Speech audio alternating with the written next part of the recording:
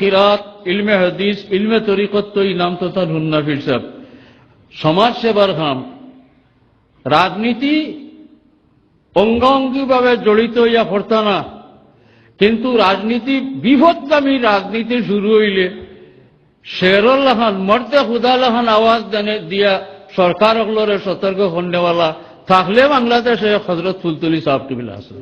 আপনারা যেগুলোর জানা আছে তাই কোনো দলের খাতিরে নাই, কোনো প্রধানমন্ত্রীর খাতিরে নাই, কোনো মন্ত্রীর খাতিরে নাই, তাই আল্লাহর খাতিরে, আল্লাহর রসুলের খাতিরে এখানে বুলন্দ আওয়াজ তুলতে এবং আন্দোলন গড়িয়া তুলতে।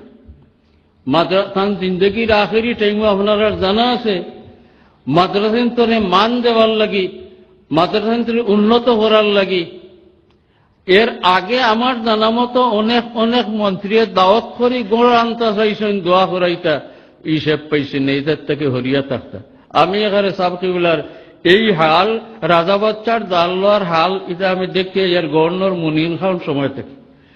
আমি নিজে সামনে গভর্নর মুনিম খান কইতে আপনারা নাম বুঝোয়ারনি, পাকিস্তান, পূর্ব পাকিস্তানের গভর্নর যেন আসলা, তান গরণ এবার লাগি মন্ত্রী দেওয়ান বাসির সাহেবের দরিয়া বহুত ফল কৌশল খরচ হইনি, কিন্তু কোনো হলে নেওয়া সম্ভব হয়েছে না। এক কথা কইতা, আমরা ফকির হুকার আর রাজা বাচ্চার দরবারের লগে কোনো সম্পর্ক নাইবে, ফকিরও হল ইতাবা যাই না।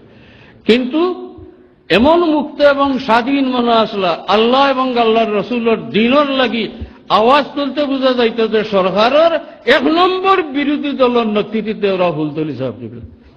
এই মাদ্রাসার কারণে আমরা বহুত খাজমাজ হইয়া কয়েক দিন লাগছে বুঝাইতে যে সাবে তকলিফ করলে আমরা দিনী মাদ্রাসার উন্নতি হইব। বাংলাদেশের প্রধানমন্ত্রীর কাছে, তৎকালীন প্রধানমন্ত্রীর কাছে আমরা বহুত খাজমাজ হইয়া তো সাহেব কিবলারে দিয়েছি।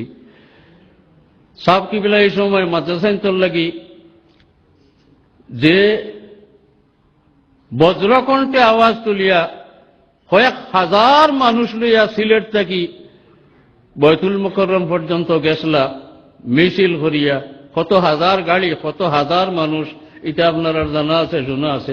মোট কথা হযরত ফুলতলি সাহেব কিবলা রহমতুল্লাহি আলাইহি আল্লাহর হবিবর দিনের এক পূর্ণ মিশন আসলা, এক ব্যক্তি না, এক পুরা প্রতিষ্ঠান আসলা।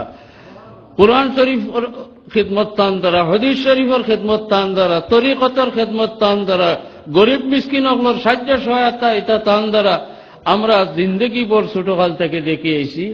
আলহামদুলিল্লাহ, তার এই সমস্ত সদকাতে আল্লাহ তাআলা কিয়ামত তক কায়েম ও দায়েম রাখুক।